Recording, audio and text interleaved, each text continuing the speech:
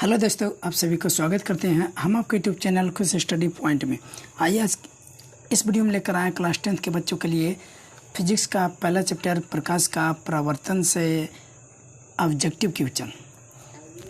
आइए देखिए objective question और इसे थोड़ा व्याख्या कर के भी कुछ बताएंगे क्वेश्चन को, या तो फिर हमसे पहले आप लोग अनुमानित करिएगा जो ऑप्शन होने वाला है। ठीक है,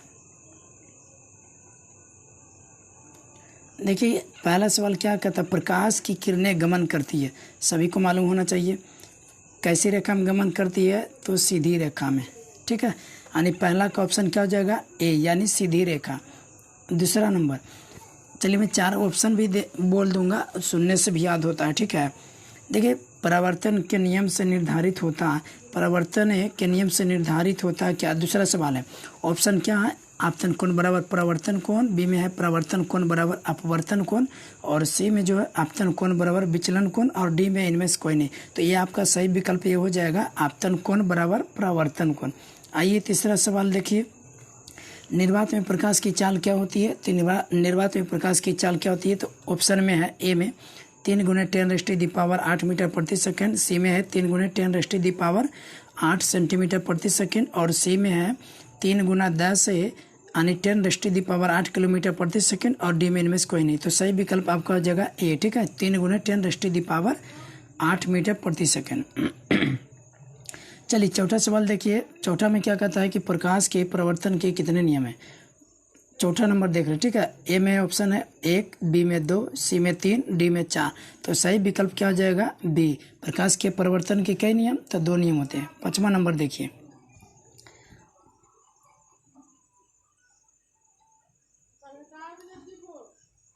देखिए 5 नंबर क्या कहता है कि दंत विशेषज्ञ किस दर्पण का उपयोग मरीजों के दांतों का बड़ा प्रतिबिंब देखने के लिए किया जाता है। हमारा ऑप्शन क्या, ए में समतल दर्पण, और बी में है अवतल दर्पण, और सी में उत्तल दर्पण, और डी में इनमें से सभी। तो दांतों को बड़ा देखने के लिए ना जो उपयोग करते हैं वो है क्या, अवतल दर्पण। ठीक है, सही विकल्प क्या हो जाएगा, बी। चलिए 6ठा नंबर देखिए, समतल दर्पण द्वारा बना प्रतिबिंब होता है। समतल दर्पण द्वारा जो प्रतिबिंब बनता है वो कैसा होता है, तो आप सभी को मालूम होनी चाहिए, है ना। चलिए पहले ऑप्शन बता देते हैं, ए में वास्तविक, बी में काल्पनिक, सी में ए और बी दोनों, और डी में इनमें से कोई नहीं। तो आपका 6 नंबर का सही ऑप्शन सी हो जाएगा, क्योंकि देखिए वास्तविक यानी जो काल्पनिक होता है उस तरीके से बनता है, ए और बी दोनों। आप समतल दर्पण में प्रतिबिंब को देखिएगा ना, तो आपको कैसा दिखता है, आभासी काल्पनिक दिखता है, लेकिन वास्तविक रूप से वो उल्टा बनता है। ठीक है, तो उल्टा को क्या बोलते हैं, वास्तविक बोलते हैं ना। चलिए अब 7 नंबर देखते हैं क्वेश्चन।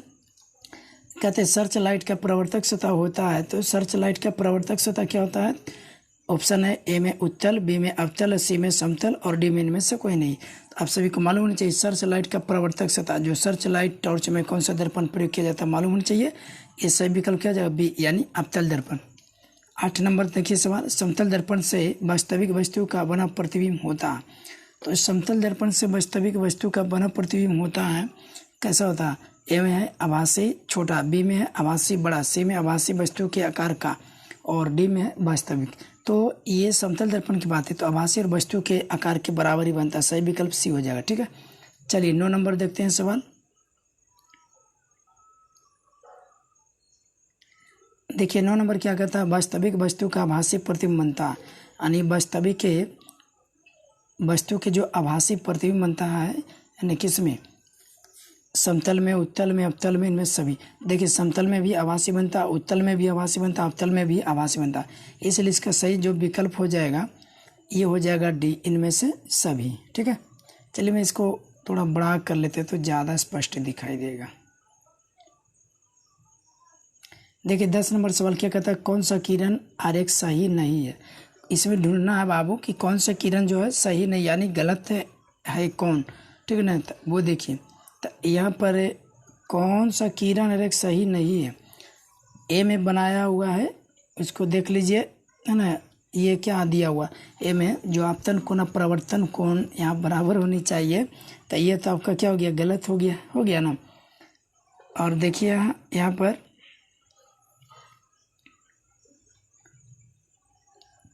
यहाँ पर जो है ना, ए में है जो 40 से 45 डिग्री है, लेकिन ये आपतन कोण और परावर्तन कोण बराबर होता है ना। चलिए और बी में ऑप्शन देख लेते हैं। तो इस तरीक़ा से समानांतर जाती है और इस तरह से गुजरती है। चलिए बी ऑप्शन आपका सही नज़र आ रहा है। और कोनो है तो उसको देख लेते हैं सी में। और आपका सी में जो है इस तरीक़ा से मैंने इधर आया और इस तरह से चले गया, बीच से विलम्ब हो गया, तो सी हो जाएगा।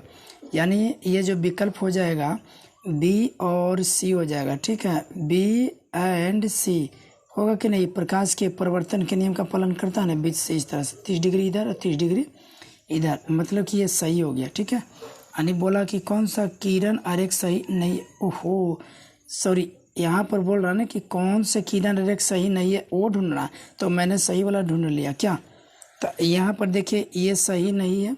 और हाँ, यहाँ पर बिंदु कुछ दर्शाया हुआ नहीं है। ठीक है, बिंदु दर्शाया होना चाहिए, जैसे एफ होना चाहिए, सी होना चाहिए, तो इसके वजह से ये भी गलत हो गया। ठीक है, और उसके बाद क्या है, सी तो आपका सही है, तो हमारा विकल्प ठीक है, डी हो जाएगा। ठीक है, ए और बी हो जाएगा। ठीक, चलिए अब नेक्स्ट क्वेश्चन की ओर बढ़ते हैं। 10 हो गया 11।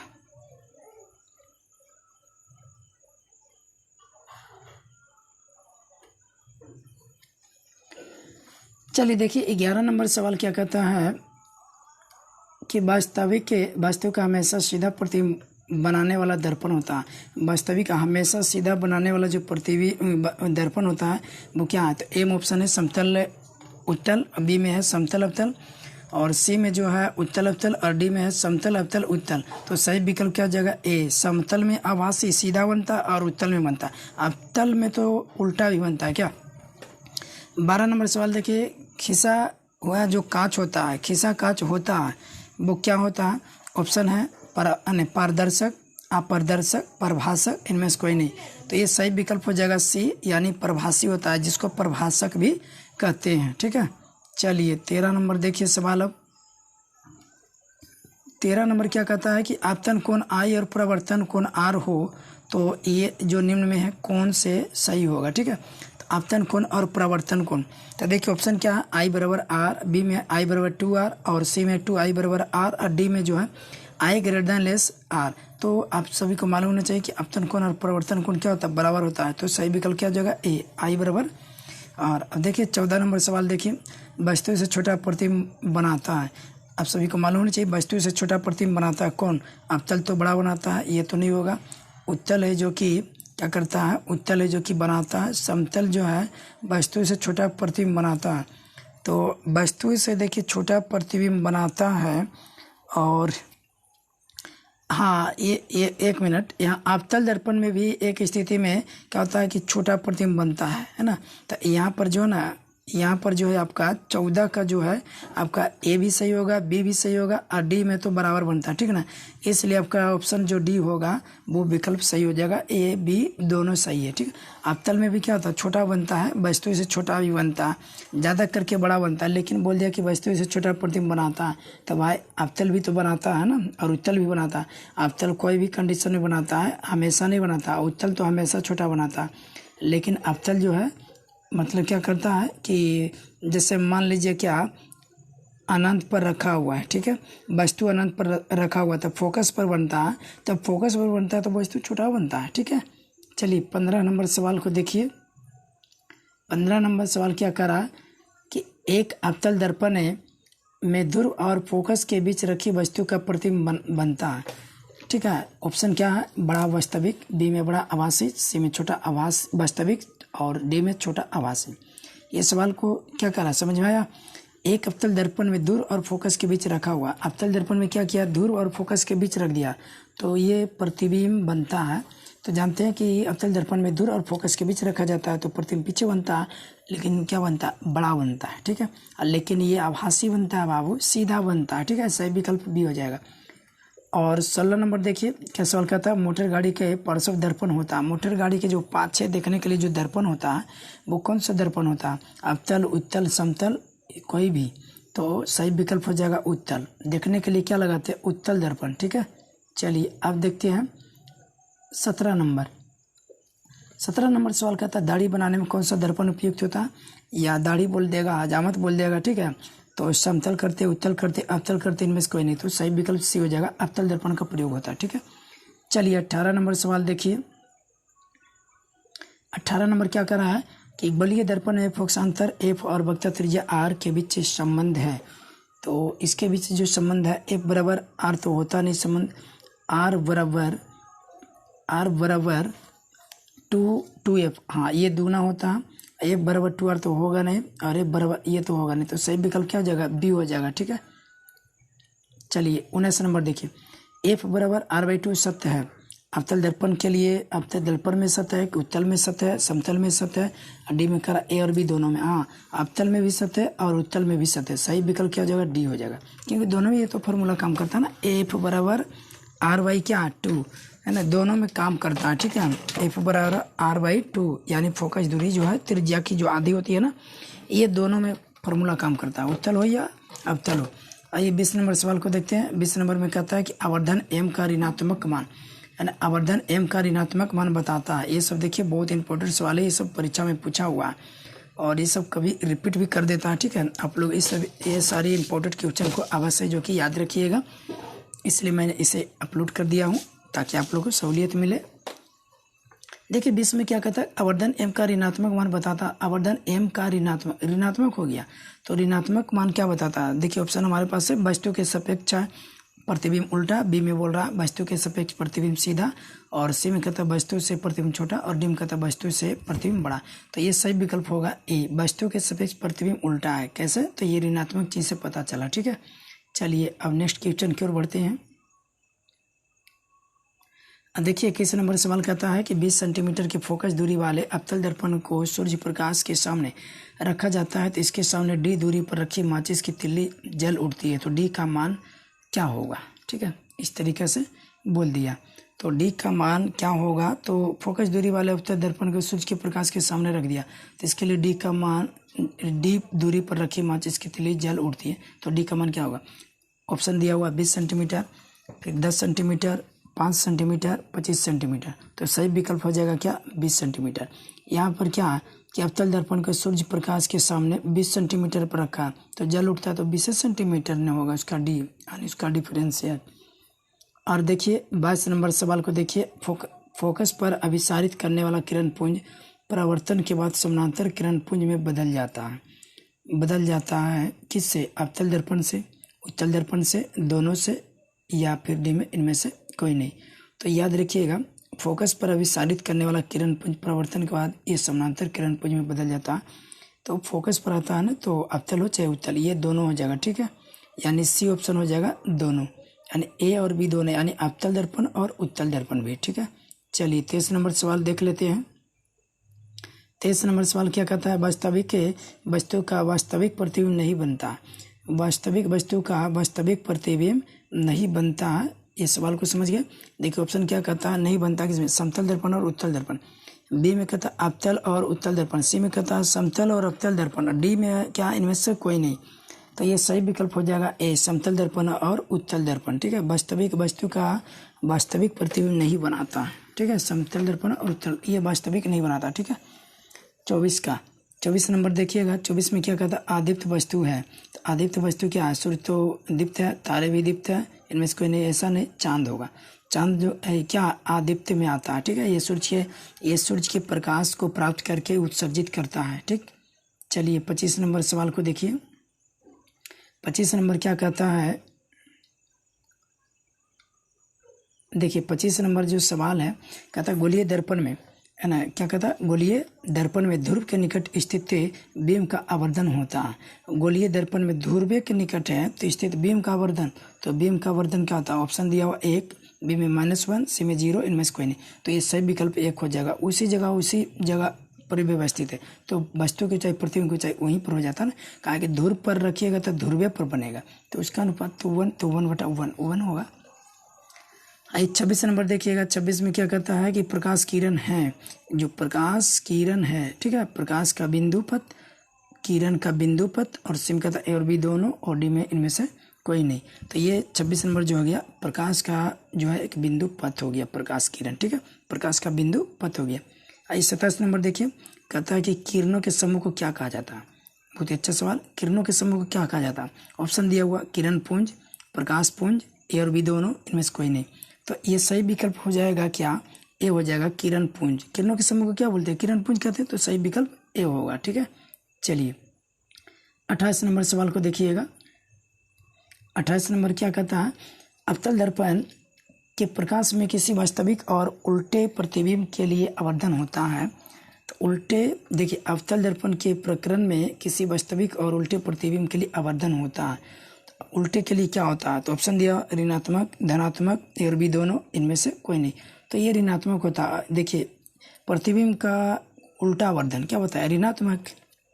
आइए 29 नंबर देखिए। 29 क्या करा? अवतल दर्पण में आभासी और सीधे प्रतिबिंब के लिए आवर्धन होता है। तो सीधे प्रतिबिंब के लिए अभी देखिए सवाल ऋणात्मक, तो ये क्या हो जाएगा? धनात्मक, क्योंकि सीधे के लिए क्या होता है? आवर्धन धनात्मक, और उल्टा के लिए क्या होता है? आवर्धन, तो ऋणात्मक होता है। ठीक है, चलिए 30 नंबर देखते हैं सवाल को।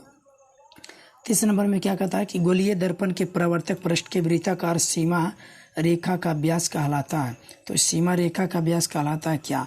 मुख, ऑप्शन दिया हुआ मुख फोकस, बी में वक्रता त्रिज्या, सी में प्रधान अक्ष, और डी में दिया गोलीय दर्पण का द्वारक। तो ये बिल्कुल हो जाएगा सही, डी गोलीय दर्पण के द्वारक हो जाएगा। ठीक है, कौन? गोलीय दर्पण के परावर्तक पृष्ठ के वृत्ताकार सीमा रेखा का जो व्यास होगा, ठीक है, वो कहलाते हैं गोलीय दर्पण का द्वारक। चलिए अब भाई जो कि आगे बढ़ते हैं, 30 हो गया। अब 31 नंबर में आते हैं। ठीक है, देखिए 31 नंबर में सवाल क्या कहता है, ध्यान से देखेंगे। 31 नंबर कहता है किसी गोलीय दर्पण के लिए दर्पण सूत्र क्या है? देखिए दर्पण सूत्र देखिए, तो दर्पण सूत्र क्या होता है? ऑप्शन दिया हुआ 1/v + 1/u बराबर 1/f, बी बराबर दिया हुआ है 1/v - 1/u बराबर 1/f, सी में दिया हुआ 1/u - 1/v बराबर +1/f, और डी में इनमें से कोई नहीं। तो हमारा सही विकल्प ए हो जाएगा 1/v + 1/u बराबर 1/f। क्लियर। 32 नंबर देखिएगा। 32 नंबर क्या कहता है? किसी अवतल लेंस के लिए फोकस दूरी होती है। अवतल लेंस के लिए फोकस दूरी होती है, लेकिन यहाँ लेंस पूछ दिया है ना, आगे हम लोग को पढ़ना है, ठीक है ना। ऐसा ही चैप्टर हमारा प्रवर्तन के लिए था, कोई बात नहीं, यहाँ आंसर बता दिया जाएगा। तो किसी अवतल लेंस के लिए फोकस दूरी होती है, तो याद रखिएगा ऋणात्मक होती है। ठीक है, हालांकि यहाँ लेंस के जगह पर दर्पण होना चाहिए। ठीक है, यानी अवतल दर्पण की फोकस दूरी होती है, समझ गया ना, अवतल दर्पण की फोकस दूरी। ठीक है, चलिए तो समझ गए ना। यहाँ पर है जो कि मिस प्रिंट हो चुका है, ठीक है ना। यहाँ लेंस के जगह पर दर्पण होगा भैया, ठीक है। तो किसी अवतल दर्पण के लिए फोकस दूरी होती है, कोई अवतल दर्पण ले लीजिए, उसकी फोकस दूरी होती है क्या? तो समझ गए थे, ऑप्शन दिया था धनात्मक, ऋणात्मक, इस तरीक़ा से ना। तो ये तो जानते हैं कि अवतल दर्पण का जो फिगर होता है उसका क्या होता है कि परावर्तक सतह धंसा होता है ना। तो बताइए परावर्तक सतह धंसा हुआ था, और इधर आई इसका होता है फोकस, ठीक है, और ये यहाँ पर होता है वक्रता त्रिज्या। तो इसका जो फोकस दूरी, अब बताइए यहाँ से मान लीजिए इसकी फोकस दूरी लीजिए, तो ऋणात्मक नहीं होगा, क्यों? चिन्ह परिपाटी के अनुसार पता चल रहा है, निर्देशांक के माध्यम से। इधर माइनस, इधर की ओर जाएगा तो माइनस, इधर होगा धनात्मक, और ऊपर जाएगा तो धनात्मक, नीचे ऋणात्मक, समझ गया ना। इसलिए ये 32 का क्या हो जाएगा? ऑप्शन ए हो जाएगा ऋणात्मक। ठीक है, ये लेंस नहीं होगा, सुधार लीजिएगा। ठीक है, चलिए 33 नंबर देखिएगा। 33 नंबर क्या सवाल है? कहता है कि किसी गोलीय दर्पण का रैखिक आवर्धन यानी एम क्या होगा यदि प्रतिबिंब के आकार, प्रतिबिंब का आकार और वस्तु के आकार हो, तो यानी आवर्धन एम का, देखिए सवाल फिर से समझिए, किसी गोलीय दर्पण का रैखिक आवर्धन एम क्या होगा यदि प्रतिबिंब के आकार h' और वस्तु के आकार हो तो आवर्धन का मान होता है। ठीक है, तो ये फॉर्मूला की तरह पूछा हुआ। ठीक है, 33 नंबर। तो ये इसमें ऑप्शन क्या दिया हुआ? m बराबर h'/h, और फिर दिया हुआ बी में m बराबर +b/u, फिर दिया हुआ सी बराबर, सी में m बराबर h/h', और डी में दिया a और b दोनों। तो इसका सही ऑप्शन हो जाएगा ए हो जाएगा। ठीक है, 33 का m बराबर क्या होता है? h'/h, यानी m बराबर क्या होता है? प्रतिबिंब को ऊंचाई बटा वस्तु की ऊंचाई के अनुपात को आवर्धन बोला जाता है। ठीक है, चलिए 34 नंबर सवाल को देखते हैं। 34 में क्या करा? आवर्धन का धनात्मक मान बताता है। ये सवाल रिपीट हो गया। ठीक है, तो धनात्मक मान क्या बताता है कि ऑप्शन दिया हुआ, ठीक है, वस्तु के सापेक्ष प्रतिबिंब उल्टा, वस्तु के सापेक्ष प्रतिबिंब सीधा, वस्तु से प्रतिबिंब छोटा, और डी में कह रहा है वस्तु से प्रतिबिंब बड़ा। तो इसका सही विकल्प हो जाएगा बी, यानी वस्तु के सापेक्ष प्रतिबिंब सीधा, धनात्मक मानने है ना। चलिए 35 नंबर देखिए सवाल। 35 में क्या कहता है, गोलीय दर्पण की वक्र त्रिज्या 40, तो इसकी फोकस दूरी क्या होगा? ये कौन नहीं बता सकते, सीधे मार दीजिएगा ना, 20 होगा। अरे वक्र त्रिज्या क्या, आर बराबर क्या है, आर बराबर आपको क्या है 40, तो जानते हैं कि एफ बराबर क्या होता है r/2, तो 40/2, तो यहाँ पर क्या हो जाएगा 20 दूनी 40, तो सही विकल्प क्या हो गया, सी हो गया। ठीक है। आइए 36 नंबर सवाल देखिएगा। 36 क्या कहता है, 36 में कह रहा है कि मुख्य अक्ष दर्पण के ध्रुव पर, मुख्य अक्ष दर्पण के ध्रुव पर है ना, ध्रुव पर ऑप्शन दिया हुआ, ए में अभिलंब है, बी में 45 डिग्री के कोण पर झुका है, सी 180 डिग्री के कोण पर झुका है, और डी में कह रहा है 135 डिग्री के कोण पर झुका। तो मुख्य अक्ष जो होते हैं दर्पण के ध्रुव पर, मुख्य अक्ष दर्पण के ध्रुव पर, देखिए मान लीजिए इस तरीका से दर्पण है, ठीक है, तो मुख्य अक्ष किसको कहते हैं, इसको प्रधान अक्ष को। तो ये जो क्या झुका हुआ थोड़ी, ये तो लंब हो गया, ठीक है, ये क्या हो गया लंब हो गया, तो सही विकल्प ए हो जाएगा। ठीक ना। अब देखिए 37 नंबर कहता तेल लगा कागज होता है कैसा, पारदर्शक, अपारदर्शक, परिभाषक, इनमें से कोई नहीं, तो ये परिभाषक होता है ना, यानी परिभाषी जिसको बोलते हैं। ठीक है, तो ये सही विकल्प क्या हो जाएगा, यानी परिभाषक। ठीक ना। अब 38 नंबर सवाल देखिए। 38 में क्या कहता है, ध्यान से देखना, कहता है दर्पण की चौड़ाई को दर्पण की चौड़ाई को दर्पण कहा जाता है, यानी दर्पण की चौड़ाई को दर्पण का क्या कहा जाता है, मैंने यहाँ पर ही सवाल बनाने के लिए है ना, लेकिन ऑप्शन है तो कहा जाता है दर्पण की चौड़ाई को दर्पण का क्या कहा जाता है, यानी दर्पण की चौड़ाई को दर्पण कहे जाते हैं। ठीक है ना। 38 नंबर सवाल है, दर्पण की चौड़ाई को दर्पण का क्या कहा जाता है, इस तरीके से बोल सकते हैं कि नहीं, तो ऑप्शन दिया फोकस, द्वारक, ध्रुव, इनमें से कोई नहीं, तो 38 का सही आपका ऑप्शन होगा बी, यानी द्वारक होगा। ठीक है ना। चलिए 39 नंबर देख लेते हैं सवाल। 39 नंबर क्या कह रहा है कि रोगियों के नाक, कान, गले आदि की जांच के लिए डॉक्टर प्रयोग करते हैं। रोगियों के नाक, कान, गले आदि जांच करने के लिए किसका उपयोग करते हैं, ऑप्शन दिया हुआ अवतल दर्पण, समतल दर्पण, उत्तल दर्पण, और डी में इनमें से कोई नहीं, तो मालूम होनी चाहिए अवतल दर्पण का इस्तेमाल करते हैं। ठीक है। 39 का सही ऑप्शन ए होगा। चलिए 40 नंबर देखते हैं। 40 नंबर आपके सामने सवाल है, कहता टॉर्च से किस प्रकार के प्रकाश पुंज की प्राप्ति होती है, टॉर्च से किस प्रकार की जो है प्रकाश पुंज प्राप्त होती है। ठीक है। 40 का बोलता समानांतर प्रकाश पुंज, अपसरित प्रकाश पुंज, और सिम बोलता है संसृप्त प्रकाश पुंज, और डी में बोलता है सभी उत्तर सही है। तो ये सही विकल्प जो हो जाएंगे सी, देखिए संसृप्त प्रकाश पुंज। आप देखते होंगे कि टॉर्च से जो निकलता है, ठीक है ना, टॉर्च से जो निकलता है प्रकाश इस तरीका से ऐसा होता है, संसरित होता है। ठीक है। समानांतर की बात करें तो समानांतर ऐसा होता है। ठीक है। तो इस तरीका से ये निकलता है, मतलब कि इस तरीका से, तो बाइक वाला में और टॉर्च वाला में अंतर हो गया। ठीक है ना। इस तरीका से ये फैल जाता है, टॉर्च से निकलता है ना, तो आप ये समझिए। ठीक है ना। इसको बोलते हैं संसरित, क्या बोलते हैं, संसरित, यानी संसरित मतलब कि पूरा सरियाते हुए, मतलब सब, देखिए बाइक में कहता है एकदम समानांतर जाता है, समझ गया ना, तो ये संसरित निकलता है। ठीक है। चलिए अभी जो कि नेक्स्ट क्वेश्चन की ओर बढ़ते हैं। 41 नंबर 41 नंबर क्या कर रहा है समझिएगा, कहता है प्रकाशिक माध्यम कितने प्रकार के होते हैं। ठीक है। प्रकाशिक माध्यम कितने प्रकार के होते हैं वो समझिए, 2 प्रकार के, 3 प्रकार के, 1 प्रकार के, इनमें से कोई नहीं, तो 2 प्रकार के होते हैं। ये नेक्स्ट चैप्टर का दिया हुआ है ये अपवर्तन और लेंस का, फिर भी जान लीजिए। माध्यम जो होता है 2 होता है, घनत्व क्या बोलता है, सघन और व्हीलर, तो इस तरह से प्रकाशीय माध्यम हो गया। आइए 42 नंबर देख लेते हैं। प्रकाश तरंगे होती है। ठीक है, वो तो समझ गया कि प्रकाश माध्यम कितने होते हैं, तो 2 होते हैं। प्रकाश तरंगे होती है। ठीक है। एक मतलब ऑप्शन दिया हुआ चुंबकीय तरंगे, विद्युत चुंबकीय तरंगे और सेमी विद्युतीय तरंगे, इनमें से कोई नहीं, तो ये 42 का जो ऑप्शन हो जाएगा आपका बी हो जाएगा, विद्युत चुंबकीय तरंग हो जाएगा। ठीक है, प्रकाश की तरंग। आइए देखिए 43 नंबर सवाल क्या कहता है। चलिए देखिए 43 में कह रहा है कि प्रकाश स्रोत के सामने एक हरी रंग की छड़ी को खड़ा कर रख देने पर उसकी छाया कैसी होती है।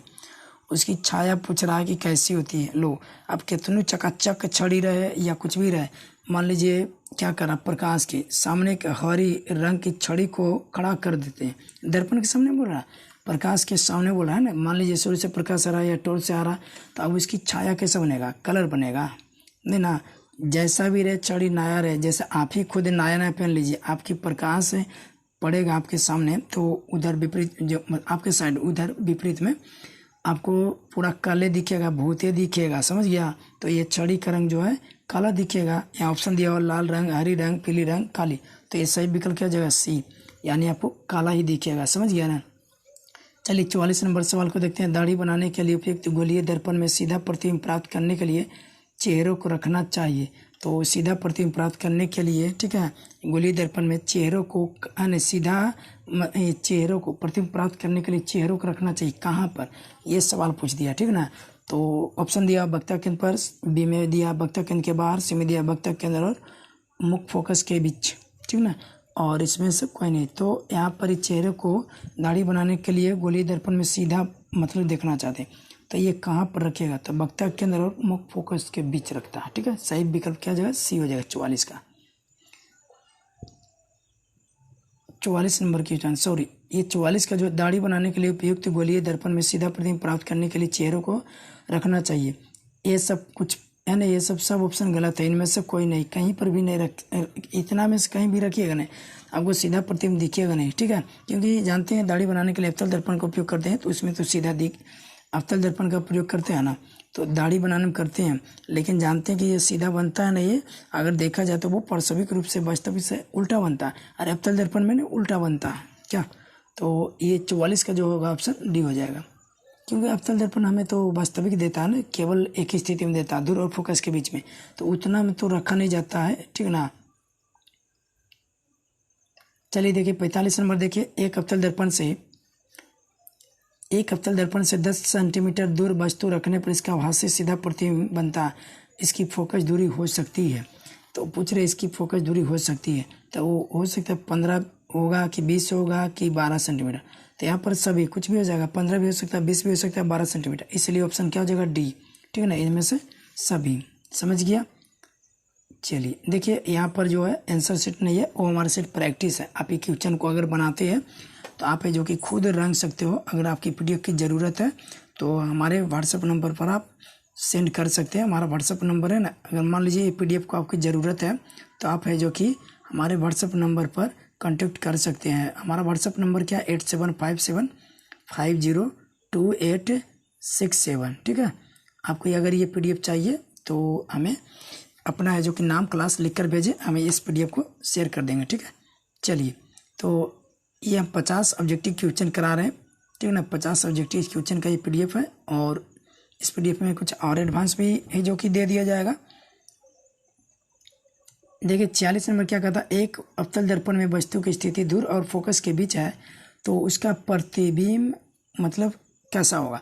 ए में बोल दिया है कि वास्तविक और बड़ा, और बी में बोला वास्तविक और छोटा, सी में बोला काल्पनिक और छोटा, और डी में बोला काल्पनिक और बड़ा। अवतल दर्पण की बात करें दूर और फोकस के बीच, तो दूर और फोकस के बीच ये क्वेश्चन रिपीट हो गया। तो दूर और फोकस के बीच रखते हैं तो जानते हैं प्रतिबिंब कैसे बनता है? आभासी बनता है, ठीक है, जिसको काल्पनिक कहते हैं, और ये बड़ा बनेगा, ठीक है। तो सही विकल्प क्या हो जाएगा? डी हो जाएगा। 47 नंबर समझिएगा। निर्गत किरण एवं अभिलंब के बीच के कोण को कहते हैं। निर्गत किरण और अभिलंब के बीच के कोण को कहते हैं। ये नेक्स्ट चैप्टर का मतलब लेसन का क्वेश्चन एक 2 को दे दिया था, है ना। तो मैं इसको बता देता। निर्गत किरण अभिलंब के बीच के जो कोण बनता है उसको क्या बोलते हैं? ऑप्शन दिया हुआ आपतन कोण, बी में दिया परावर्तन कोण, और सी में दिया निर्गत कोण, और डी में दिया इनमें से कोई नहीं। तो ये सही विकल्प क्या हो जाएगा? निर्गत कोण। क्योंकि देखिए निर्गत किरण और अभिलंब के बीच, ऐसा भी याद रखिएगा, निर्गत किरण माने निकलने वाला किरण और अभिलंब उसके बीच है, तो उसके बीच में कौन सा कोण बना उसका नाम बताइए, तो यही बोलना निर्गत किरण, ठीक है। चलिए 48 नंबर सवाल देख लेते हैं। 48 नंबर क्या कह रहा है कि मुख्य अक्ष के समानांतर चलने वाली प्रकाश की किरणें अवतल दर्पण से परावर्तन के बाद मुख्य अक्ष के एक बिंदु से होकर गुजरती है, तो इस बिंदु को दर्पण का क्या कहते हैं? ऑप्शन दिया हुआ है वक्ता केंद्र कहते हैं, बी में कह दिया प्रकाशीय केंद्र कहते हैं, सी में कहता सी में फोकस कहते हैं, और डी में इनमें से कोई नहीं। तो आप सभी को मालूम होना चाहिए कि मुख्य अक्ष के समानांतर चलने वाली प्रकाश की किरणें अवतल दर्पण से परावर्तन के बाद मुख्य अक्ष के एक बिंदु से होकर गुजरती है। कौन बिंदु से होकर गुजरती है उसको क्या बोलते हैं? तो याद रहना चाहिए, जब भी है ना क्या होता है दर्पण पर यानी मुख्य अक्ष के समानांतर जावत रही तब वो फोकस से आवत रही, यानी फोकस भी कहेंगे, ठीक है।